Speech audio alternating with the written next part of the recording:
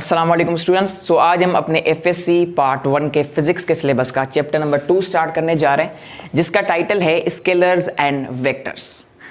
तो एक मैंने टॉपिक लास्ट चैप्टर में पढ़ाया था जो कि था फिजिकल क्वांटिटी। एक टॉपिक मैंने पढ़ाया था जो कि था फिजिकल क्वांटिटी। अगर आपने वो नहीं देखा हुआ तो मैं यहाँ पे आई बटन में डाल देता हूँ, अब वो देख लें। फिर ये जो टॉपिक है ना वो आपको समझ में आएगा।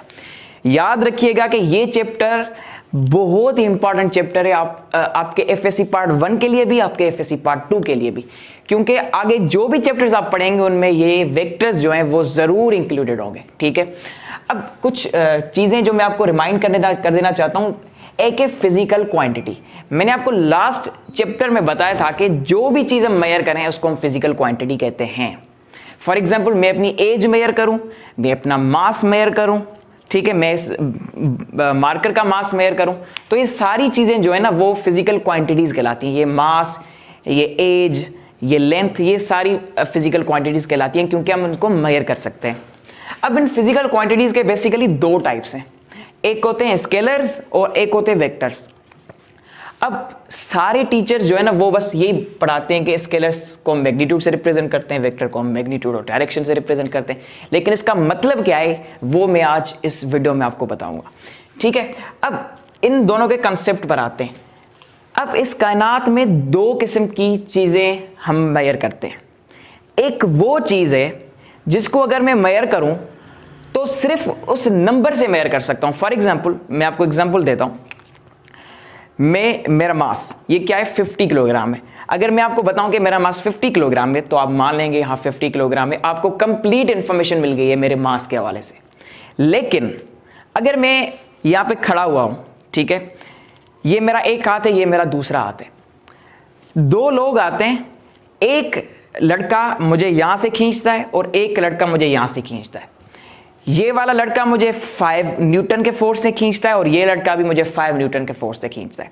अगर ये भी यहां पर भी सेम फोर्स लगेगा, यहां पर भी सेम फोर्स लगेगा, तो मैं यहीं पर ही स्टेशनरी यहां पर खड़ा हुआ हूं ना, वहीं पर ही हूंगा। मैं यहां पे अपनी जो पोजीशन है वो चेंज नहीं कर सकूंगा।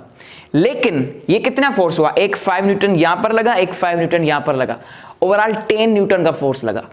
अगर मैं ये 5 न्यूटन का फोर्स वो भी यहां पर ही डाल दूं, यानी दोनों लड़के मुझे एक हाथ से खींचे, 10 न्यूटन का फोर्स लगाएं एक हाथ पर, तो मैं इस तरफ चला जाऊंगा। अब यहां पर भी 10 न्यूटन का फोर्स लगाए, जो पहले फोर्स लगा था वो भी 10 न्यूटन का था, लेकिन आपको फर्क वाज़े दिखाई दे रहा है कि पहले मैं जिस जगह पर था वहीं पर ही खड़ा हुआ था, और अब जब मुझे 10 न्यूटन का फोर्स एक साइड से लगाए तो मैं इस तरफ चला गया हूं। तो फोर्स का मैग्नीट्यूड तो दोनों एग्जांपल्स में सेम ही है, लेकिन मेरी मोशन डिफरेंट डायरेक्शन में हो रही है। किसी में मैं स्टेशनरी हूं, किसी में मैं मोशन में जा रहा हूं।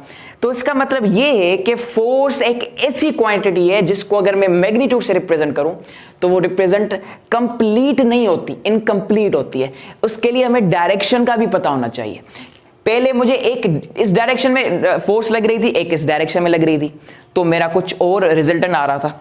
अब दोनों इस डायरेक्शन में मुझे फोर्सेस लग रही हैं, तो अब कुछ और रिजल्टेंट आ रहा है।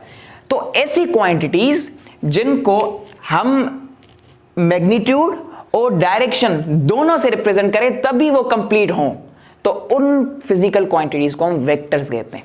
और वो फिजिकल क्वांटिटीज जिनको अगर हम सिर्फ मैग्नीट्यूड से ही रिप्रेजेंट करें और वो कंप्लीट हो जाए, तो उन फिजिकल क्वांटिटीज को हम स्केलर कहते हैं। तो ये है स्केलर्स और वेक्टर्स का बेसिक कॉन्सेप्ट। मैं डेफिनेशन यहां पे पढ़ देता हूं। A physical quantity which is represented by only magnitude, that is number.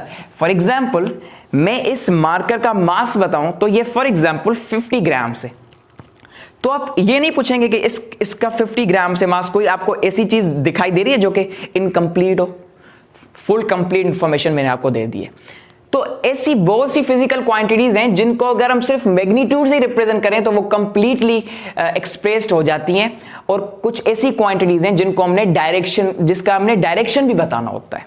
तो ये बेसिक डिफरेंस है स्केलर्स और वेक्टर्स में। अब कुछ एग्जांपल्स मैं आपको बता देता हूं स्केलर के। एक है मास, लेंथ भी स्केलर है, अगर हम लेंथ स्केलर भी होती है, वेक्टर भी होती है, वो आगे हम चैप्टर नंबर 3 में इसको डिस्कस करेंगे। उसके बाद टाइम जो कि ऑलवेज स्केलर होता है। उसके बाद बहुत सी ऐसी क्वांटिटीज हैं जो कि स्केलर हैं, यहाँ पे मैं सेट वाला लिख देता हूँ। और वेक्टर्स में अगर मैं आ जाऊँ तो वेलोसिटी, फोर्स और भी बहुत सी क्वांटिटीज है, मोमेंटम ऑफ अ बॉडी। ये आगे सारे टर्म्स जो है ना आप वो पढ़ेंगे, फोर्स भी पढ़ेंगे, मोमेंटम भी पढ़ेंगे, वेलोसिटी भी पढ़ेंगे, ये सारी चीज़ें आप आगे चलकर पढ़ेंगे। लेकिन अभी जो मैंने फोर्स का जिक्र किया वो भी वेक्टर क्वांटिटीज में ही आ रहा है। तो ये एक बेसिक डिफरेंस है कि स्केलर्स क्या है और वेक्टर्स क्या है। इंशाल्लाह आगे चलकर हम स्केलर्स को नहीं, सिर्फ वेक्टर्स को पढ़ेंगे। इनकी जो अलजेब्रिक ऑपरेशंस हैं, एडिशन है, मल्टीप्लिकेशन है, और भी बहुत सी चीज़ें हैं वो हम पढ़ेंगे। तो हमारे साथ रहिएगा। अगर आपने अभी तक हमारी प्लेलिस्ट को एक्सेस नहीं किया एफएससी पार्ट 1 फिजिक्स की, तो वो भी मैं आई बटन में डाल देता हूँ, आप वहीं से हमारे सारे लेक्चर्स सुन सकते हैं। Thank you very much. I hope it's clear.